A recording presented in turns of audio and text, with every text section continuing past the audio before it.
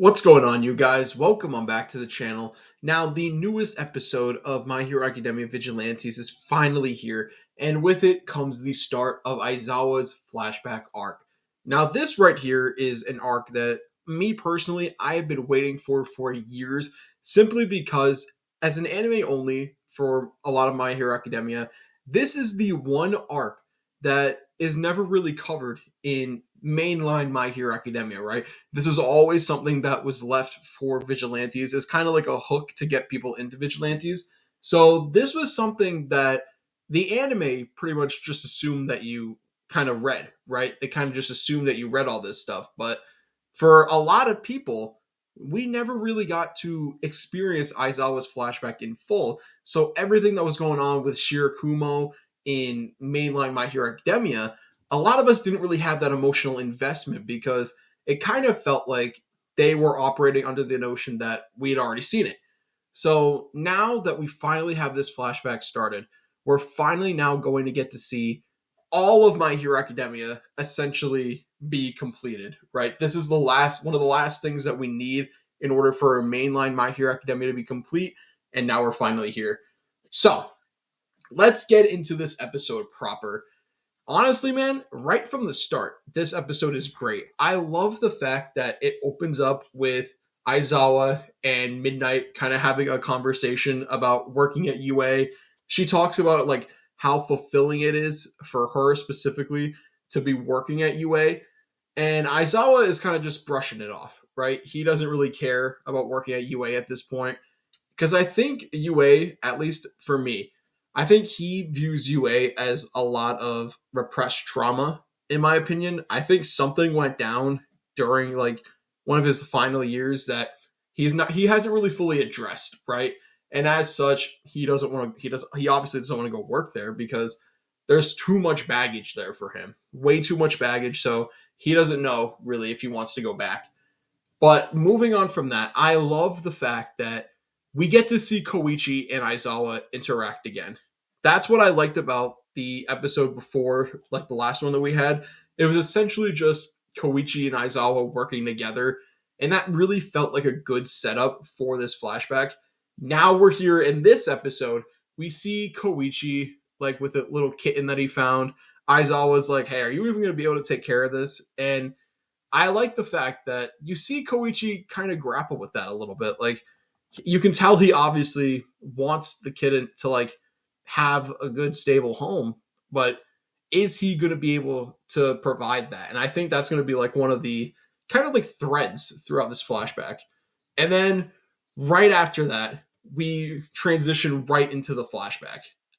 Like I thought that was such a good transition because it went from Koichi talking about the cat and then or Koichi and Aizawa having a conversation about that cat, and then we transition right into the flashback with young Aizawa looking at a cat, thinking about what to do. Now, what I like about this scene so much is that you can see that Aizawa wants to help the cat, right? Because he views himself as a hero, but I do think that Aizawa is battling some like inner conflict within himself because I think the way he sees himself is like with his quirk, since it's not really a conventional quirk, he doesn't really know like how to operate just yet. So the way I saw this was him making a choice in that moment to like not take the cat with him, but he's still choosing the right choice and he left his umbrella behind so that way the cat doesn't get sick. I like that. I thought that was really good. It showed that Aizawa still wants to make good choices and still be a hero. He just doesn't really see himself as the ideal hero yet. He still kind of sees his world as a little bit gray. So I don't think he was really ready to kind of take the cat into his possession yet. Then we move forward into the school and we see Shirakumo for the first time. And what I like about this introduction, I've said it before, but Aizawa, for the longest time, he only saw the world as kind of like gray for so long. But then Shirakumo comes into the classroom, and all of a sudden the rain goes away, the clouds start to part, and he just he's able to seek light again. That's what I like so much about Shirakumo's introduction. It shows just how important Shirakumo is to Aizawa in his development as a character. Like, this was something that I could tell mainline My Hero Academia wanted me to feel, but I didn't really have like that emotional attachment, that emotional investment. Now that we're here in Vigilantes, we're seeing this flashback play out for the first time. I'm feeling everything they want me to feel. Like, I feel like the connection between Yamada, between Shirakumo, and between Aizawa, their friendship really works for me. I like it a lot, and they just work really well as a friendship unit or as a friend group. I think they work really well. They all really bounce well off of each other. So I'm looking forward to seeing what happens with them kind of as a group going forward within the arc. What else, man? Oh, another thing that I like too.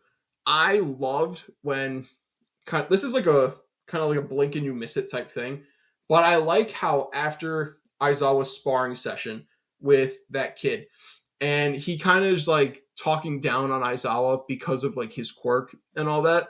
What I like too is when Aizawa walks away, you kind of hear Shigaraki's villain theme start to build up.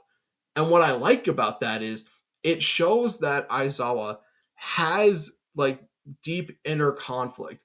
And it shows that without proper guidance and without proper like direction on where to go, Aizawa could easily turn to the path of villainy.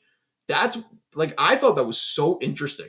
Like that was such an interesting OST for them to use because like I said, it shows that Aizawa's path isn't linear. If anything, his worldview is still gray at this point. He still doesn't know which way to go, right? So the fact that they played Shigaraki's villain theme shows that Aizawa, kind of like Shigaraki in a way, is misunderstood. He's a misunderstood character, and he has the potential to go down the wrong path if not steered from it. So that's interesting. I wonder if they're going to explore that more within the arc. Like, is it possible for Aizawa to kind of steer towards villainy a little bit? I don't know. I don't think so. I just think he's being represented as kind of like a gray character at this point. So I think that's why they played Shigaraki's OST. But the fact that they even put that in there is such a good directorial choice because it shows that Aizawa like has the potential to turn in a sense. So I'm looking forward to seeing where they go with that in particular. That's going to be one of my favorite through lines for the season or for the arc. So looking forward to seeing how that goes. And honestly, man, this has just been like such a great like this was such a great first episode. There's so many things within this episode that I really liked too. Like the action sequences that we got were really cool. Just getting to see Shirakumo's like quirk take like take center stage for the first time. That was really cool. Just what I liked about this episode too is it felt like a lot of little interactions taking place. It wasn't like a big episode or anything like that, but what I liked about it is like it set the stage for what's to come, right? We got to see Shirakumo, like Yamada and Aizawa all interact. We got to see Midnight telling Shirakumo and Aizawa, "Hey, you guys can come to my agency." So if you don't have any like work studies, so we now have that to look forward to in the next episode. I'm looking forward to seeing what happens there. I think that's where a lot of the action sequences is going to happen next episode because I'm starting to wonder now how many episodes can this possibly be. I think it's going to be like 3 or 4, something like that. But man, this is going to be such a good arc. I'm already loving it so much, and I'm just looking forward to talking more about this arc, like as it continues to progress. Because as it goes on, I have a feeling that it's only going to get like darker and more complex. Because as we saw in the preview, Aizawa for next episode, Aizawa said like the sky starting to part, right? So he's starting to see light again, right? He's starting to see his path come to fruition. He's starting to see he's starting to like have that guiding light. And what I think that guiding light is Shirakumo. But that can only end one way. So how does this arc really wrap up? That's what I'm looking forward to seeing what happens next episode. I think next episode is going to be where a lot of important stuff starts to go down. So I'm looking forward to it, man. And I hope you guys will join me for next episode as well. So I think that's going to do it for me. Let me know what you guys think about this first episode of the Aizawa flashback arc down in the comments below. Did you love it as much as me? Let me know what you guys think. Now, like, comment, subscribe. And as always, I'm going to talk to you guys in the next video. Bye.